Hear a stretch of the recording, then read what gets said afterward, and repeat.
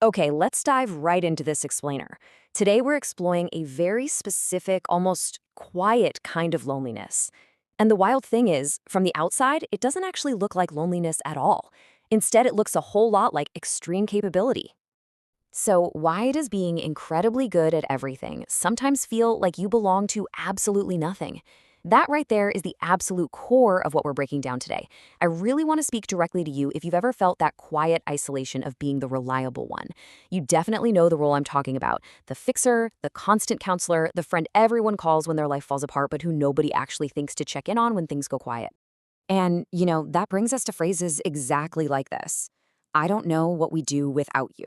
We hear praise like this all the time, right? And sure, it sounds fantastic at first, but eventually, being broadly capable stops feeling like a gift, and it really starts feeling like a job description you never actually applied for. Section 1: The Curse of Competence. To really vividly illustrate the emotional toll of having untouchable strength, let's look at some fascinating character studies from popular anime. We're going to start with Gojo Satoru. See, he isn't just introduced to us as a strong guy. He is, without argument, the strongest sorcerer alive. Period. But the hidden catch of having literally no true rival is complete, utter isolation. Because absolutely no one can reach his level, he's forced to carry this immense, world-saving responsibility completely alone. No one can grow alongside him, and honestly, nobody worries about him the way he has to constantly worry about everyone else. Now, contrast that with another incredibly famous character, Kakashi Hatake. He represents a much quieter, completely different flavor of isolation. His loneliness is built on this broad versatility, rather than just unmatched, godlike power. Where Gojo's inherited overwhelming power pushes people away, Kakashi's copied skills are essentially used to hide who he truly is. Think about it. As the famous copy ninja, Kakashi has literally borrowed over 1,000 techniques from other people. He is perfectly competent at whatever the plot demands of him at that exact moment. Leadership, teaching, strategy, combat, he's got it covered. But he has almost no techniques that are entirely his own. Because he's so functionally useful in just about any situation, no one ever really stops to ask who he actually is underneath that mask. Section 2: The Psychology of Isolation. So the crucial point here is that this isn't just some fun anime trope. There is actual, documented psychological research explaining why this specific kind of broad competence creates profound loneliness in the real world. That brings us to a concept called multipotentiality. Psychologists point out that when your abilities don't concentrate in one specific area, your sense of self often doesn't either. You end up being so good at so many different things that you totally lack identity clarity. You're defined solely by your usefulness to other people, leaving you without a core driving pursuit that is just for you. And over time, this can snowball into a much darker psychological pattern known as hyper-independence. People who develop this will handle absolutely everything themselves. Why? Usually because they learned incredibly early in life that relying on other people just isn't safe or reliable. So what ends up happening? They silently starve for the experience of being supported, all while projecting this flawless image of unbreakable strength to the outside world. Which really begs a difficult, uncomfortable question. Is constant praise actually a trap?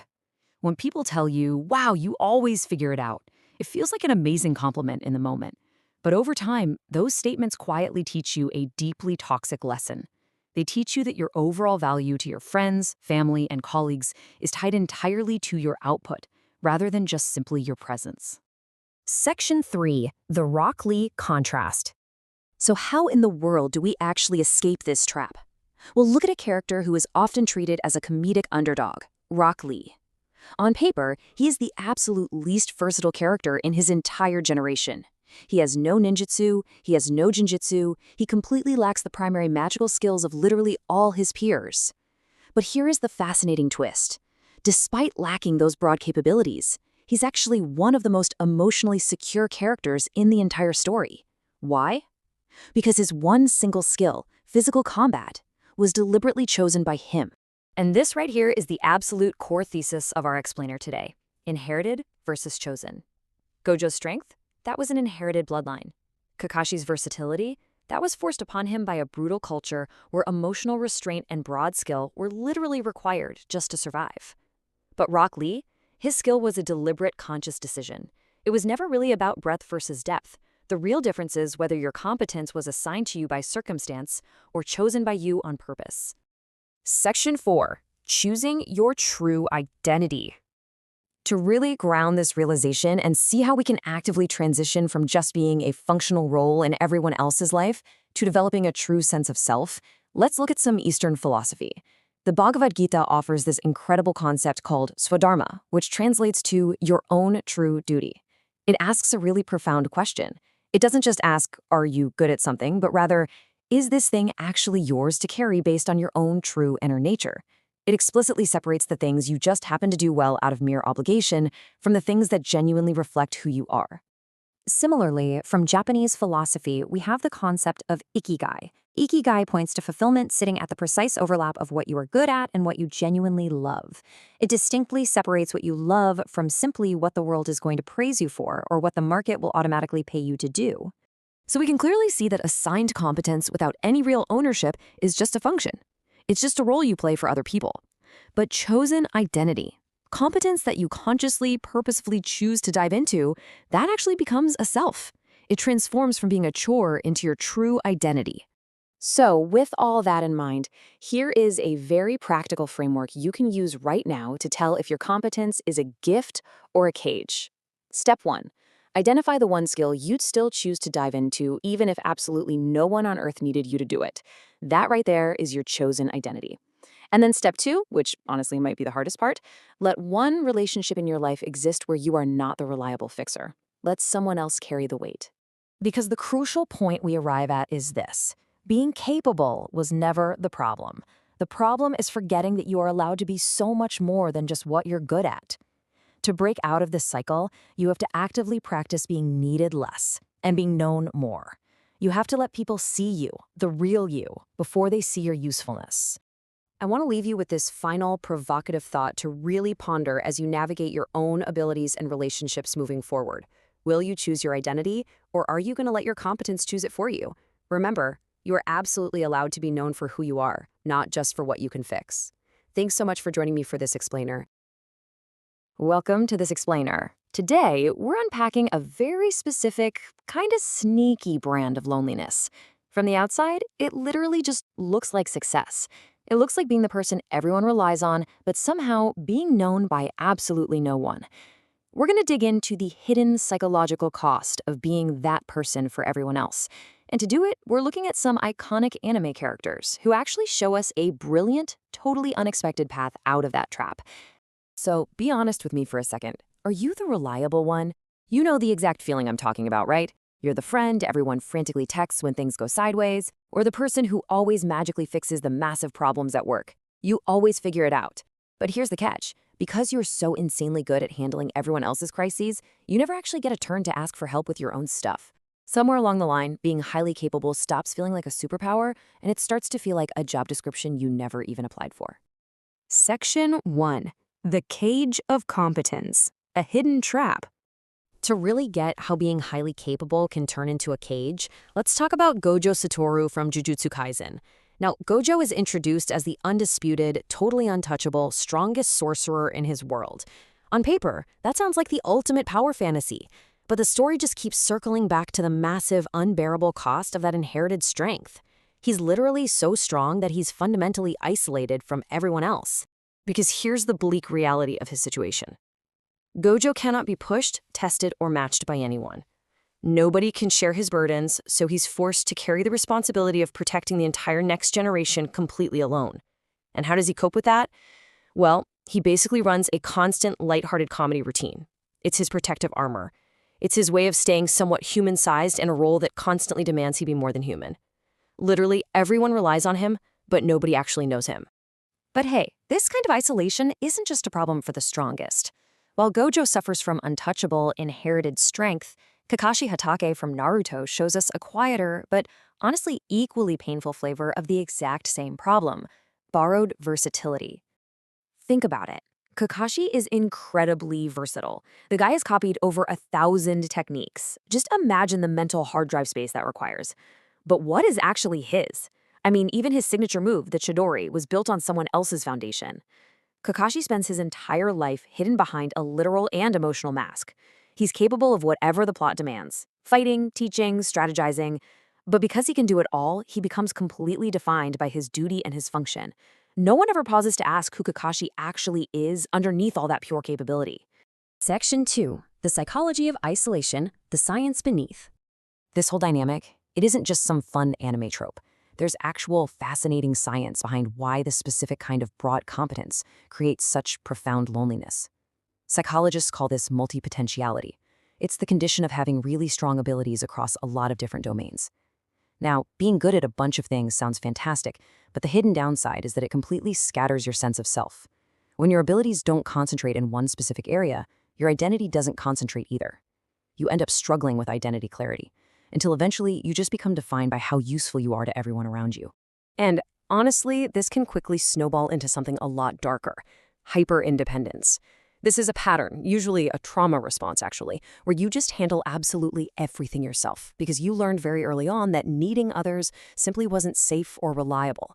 From the outside, it looks like incredible strength, but internally, the hyper-independent person is quietly starving for support. Both Gojo and Kakashi fit this exact pattern with just uncomfortable precision. Now, we often fall into a really dangerous trap here. Being told things like, "You're so capable," or "You always figure it out," feels like a wonderful compliment in the moment, but quietly, it teaches you a super toxic lesson. It teaches you that your value is solely based on your output, not your presence. You literally start believing people only want you around if you're actively solving a problem for them. Section 3. Path to Freedom, the counterexample. So if Gojo and Kakashi represent the cage of competence, we desperately need a counterexample to show us the way out. And this brings us to Rock Lee's path to freedom, which looks entirely different. Unlike Kakashi or Gojo, Rock Lee is completely unable to use the two main skill categories that define literally all of his peers. He has absolutely no ninjutsu, he has no genjutsu. On paper, Rock Lee is the least versatile character in his entire generation. He's the exact opposite of the good-at-everything archetype. Yet somehow, despite lacking all that flashy versatility, Rock Lee is one of the most emotionally secure and whole characters in the entire story. Why? Because he took the one single skill he actually could do, physical combat or taijutsu, and he chose it on purpose. He poured his absolute entire being into it deliberately. He didn't just perform a function for his village, he built a solid identity. And this brilliantly illustrates our core thesis today. It's like a perfect comparison. Gojo's source of power was an inherited bloodline, which left him with an isolated and untouchable identity. Kakashi copied and borrowed his skills just to survive, leaving him hidden and purely functional. But Rock Lee actively chose and mastered his own path. As a result, his identity is unmistakably free and secure. The real difference here isn't breadth versus depth, it's chosen versus assigned. Section 4. Choosing your true self. Philosophy of choice. To truly get why Rock Lee's deliberate choice matters so deeply to our own lives, we can look at some pretty powerful philosophical frameworks. For example, the Bhagavad Gita outlines a beautiful concept called Swadharma. This represents your own true duty, something that stems naturally from who you are. The Gita essentially asks a profound question. Is the path you're walking actually yours to carry, or is it just a role life handed you, simply because you happen to be capable of pulling it off? Swadharma is all about finding what is authentically yours. We see something really similar with the Japanese concept of ikigai. Ikigai points to finding true fulfillment right at the exact overlap of what you're good at and what you actually love. It's not just about what you happen to be competent at, and it is definitely not just about what the world will praise you or pay you for doing. It genuinely requires your passion and your active ownership. So the absolute crucial point to take away from this is this quote right here. Competence without ownership is a function. Competence you've chosen, on purpose, becomes a self. When you deliberately choose your path, exactly like Rock Lee did, your capability transforms. It stops being a mechanical function for other people and becomes a deeply rooted, authentic identity. Section 5. The Practical Framework. Finding your path. So let's bring this all together. How do you actually figure out if your competence is a genuine gift or if you're just trapped in the cage? Well, here are 2 highly actionable steps. Step 1. Look at absolutely everything you're good at and identify which of those skills you would still choose to do even if nobody needed it from you. That is the thing worth going deeper into. And step 2, which honestly is way harder, practice letting someone see you before they see your usefulness. Allow at least one relationship in your life to exist where you aren't just playing the reliable one. Practice being needed a little less and being known a little more. Because, as Rock Lee proves so perfectly, being capable was literally never the problem. Competence is a wonderful thing. The problem is when you forget one fundamental truth: you are allowed to be more than just what you're good at. You absolutely do not have to live your life as a function for other people. So ask yourself, what is one skill you're doing right now purely out of obligation? And what would it look like to finally choose your own path? Thank you so much for joining me on this explainer, and I'll leave you to ponder that question.